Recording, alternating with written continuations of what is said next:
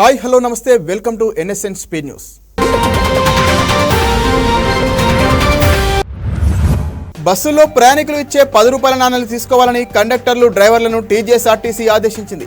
ప్రయాణ సమయాల్లో టికెట్ల కోసం ప్రయాణికులు ఇస్తున్న 10 రూపాయల నాణేలు తీసుకోవడం లేదని దీనిపై ఫిర్యాదులు వస్తున్నాయని తెలిపింది. ఈ నేపథ్యంలో కాయిన్స్ తీసుకునేలా సిబ్బందిని ప్రోత్సహించాలని అన్ని డిపోల మేనేజర్లకు ఆదేశాలు ఇచ్చింది. తాము అండర్ డాగ్స్ గా బరిలోకి దిగుతున్నామని డెమోక్రాట్ అధ్యక్ష అభ్యర్థి కమలా హారిస్ అంటున్నారు. ప్రస్తుత ఎన్నికల పోరాటం అమెరికా భవిష్యత్తు కోసం జరుగుతోందని పేర్కొన్నారు. తమ గెలుపును దేశం విశ్వసిస్తోందన్నారు.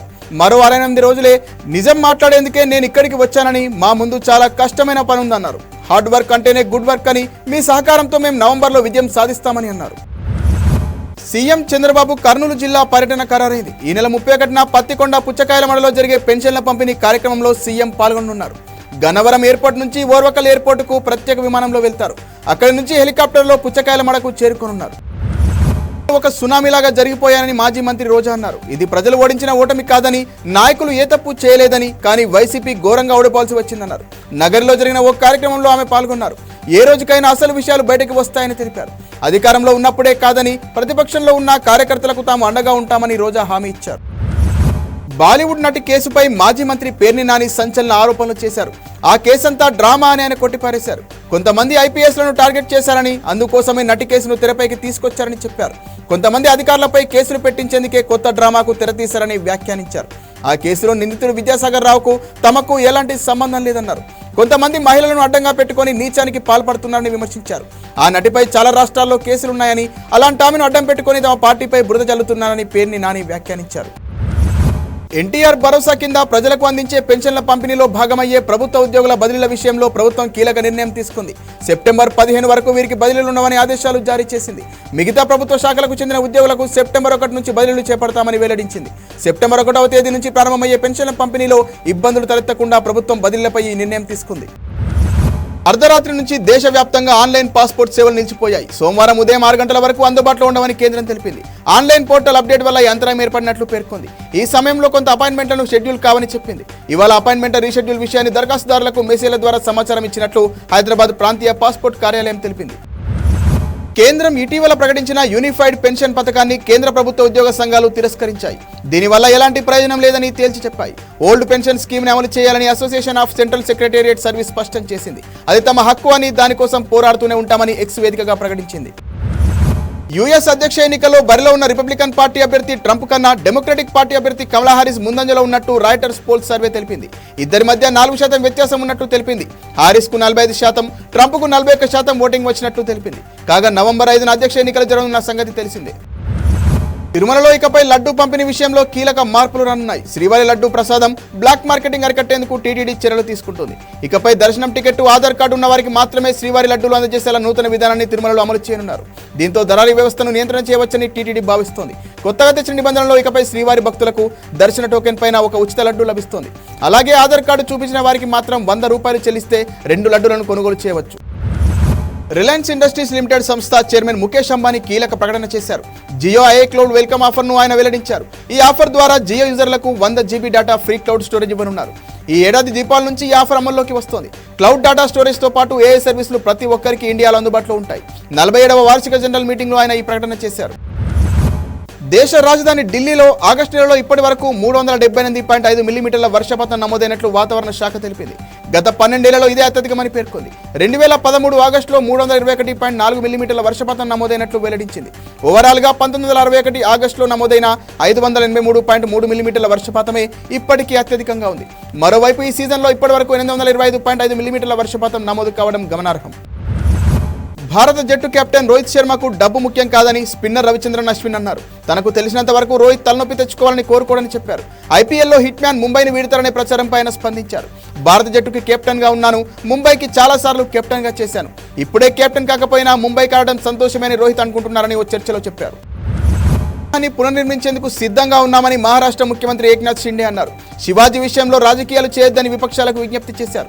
రాజ్కోట్లో 35 అడుగుల శివాజీ విగ్రహం కూలిపోవడంతో రాష్ట్ర వ్యాప్తంగా నిరసనలు వ్యక్తమయ్యాయి. ఈ విషయంలో ఛత్రపతి పాదాలను 100 సార్లు తాకేందుకు సిద్ధంగా ఉన్నానని, క్షమాపణలు చెప్పేందుకు వెనుకాడనని చెప్పారు.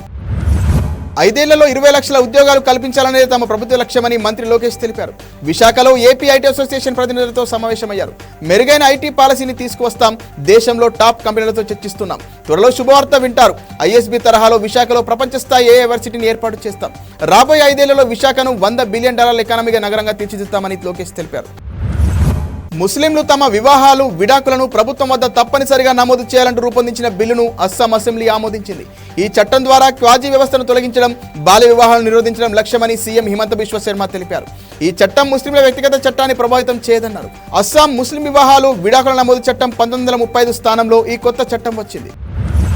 అక్రమ నిర్మాణాలు చేపట్టిన వారి గుండెల్లో రైలు పరిగెత్తిస్తున్న హైడ్రాను మరింత బలోపేతం చేయాలని ప్రభుత్వం నిర్ణయించింది. పరిధిని విస్తృతం చేయడంతో పాటు ప్రభుత్వ భూముల పరిరక్షణ బాధ్యతలు అప్పగించనుంది. ప్రస్తుతం ఇరిగేషన్, జీహెచ్ఎంసీ, మున్సిపల్, పంచాయతీ శాఖలు వేర్వేరుగా నోటీసులు ఇవ్వడంతో అయోమయం నెలకొనగా ఇకపై హైడ్రా నేరుగా నోటీసులు ఇవ్వనుంది. త్వరలోనే అదనపు అధికారులు, సిబ్బందిని హైడ్రాకు కేటాయించనుంది. హైడ్రా కూల్చివేతలపై బీజేపీ ఎంపీ డీకే అరుణ తీవ్రంగా స్పందించారు.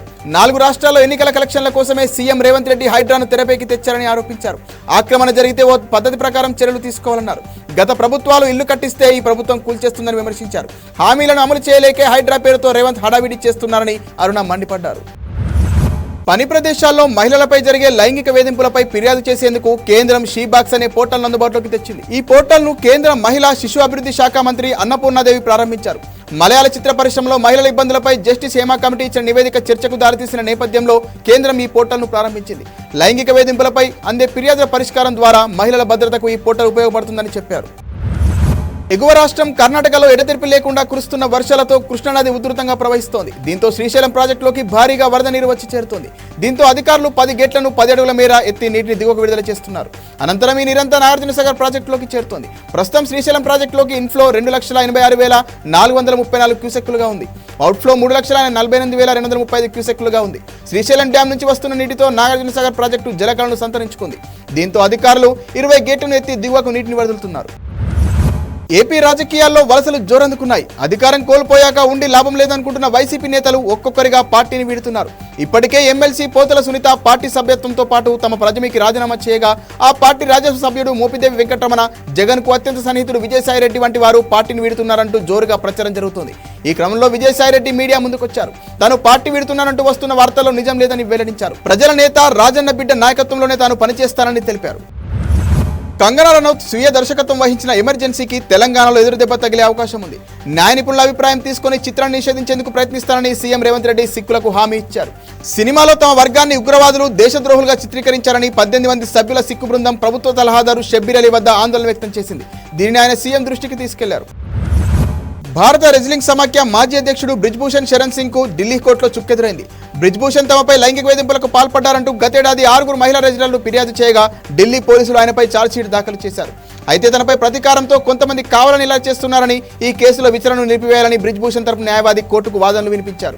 విచారణ సందర్భంగా కోర్టు స్పందిస్తూ బ్రిజ్భూషణ్ పై కేసును ఎందుకు కొట్టివేయాలనే దానిపై పూర్తి వివరాలు పొందుపరుస్తూ షార్ట్ నోట్ ఇవ్వాలని ఆదేశించింది. వైసీపీ ఎంపీలు పార్టీ మారడంపై ఆర్ కృష్ణయ్య సంచలన వ్యాఖ్యలు చేశారు. ఇవాళ మీడియా సమావేశంలో ఆయన మాట్లాడుతూ పదవులు, వ్యక్తిగత అవసరాల కోసమే వారు పార్టీ మారుతున్నారని అన్నారు. పార్టీ మారొద్దని వారించిన వాళ్ళు వినలేదని తెలిపారు. తమకు చాలా అవసరాలు ఉన్నాయని కృష్ణయ్య వెల్లడించారు. ఏదేమైనా ఎలాంటి పరిస్థితుల్లోనైనా నేను మాత్రం పార్టీ మారే ప్రసక్తే లేదని గొంతెత్తి చెప్పారు. నా ఎజెండా ఎప్పటికీ బీసీల అభ్యున్నతి అని గర్వంగా చెప్పుకొచ్చారు. బీసీల కోసం కొట్లాడమనే జగన్ నన్ను రాజ్యసభకు పంపారని వెల్లడించారు. చివరి వరకు ఇక్కడే ఉంటానని అన్నారు. బీసీల కోసం పోరాడతానని ధీమా వ్యక్తం చేశారు. బీఆర్ఎస్ చీఫ్ మాజీ సీఎం కేసీఆర్ ప్రజల్లోకి రానున్నారు. తెలంగాణలోని రైతుల సమస్యలపై మరోసారి బీఆర్ఎస్ పోరాటానికి సిద్ధమవుతోంది. రాష్ట్రంలో పూర్తి రుణమాఫీ, రైతు భరోసాపై ప్రజల్లోకి వెళ్లాలని నిర్ణయం తీసుకున్నట్లు సమాచారం. ఈ క్రమంలోనే ప్రత్యక్షంగా రంగంలోకి బీఆర్ఎస్ చీఫ్ కేసీఆర్ దిగనున్నారు. ఈ బీఆర్ఎస్ పోరాటంపై ఇవాళ సాయంత్రం షెడ్యూల్ ప్రకటించే అవకాశం ఉన్నట్లు పార్టీ వర్గాల్లో టాక్ నడుస్తోంది. సభలు లేదా కార్నర్ మీటింగ్లు పెట్టాలని కేసీఆర్ నిర్ణయం తీసుకున్నట్టు తెలిసింది. సెప్టెంబర్ మొదటి వారంలో గులాబీ బాస్ రంగంలోకి దిగనున్నట్లు సమాచారం. అటు కాంగ్రెస్, ఇటు ఎన్డీఏ సర్కార్పై కేసీఆర్ సమరశంకరావాన్ని పూరించనున్నారు. కాగా ఇప్పటికే బీఆర్ఎస్ అగ్రనేతలు హరీష్ రావు, కేటీఆర్ రైతు రుణమాఫీపై రాష్ట్ర ప్రభుత్వంపై తీవ్ర విమర్శలు చేస్తున్నారు. మరిన్ని వార్తల సమాహారంతో రేపు మళ్ళీ కలుద్దాం. నమస్తే.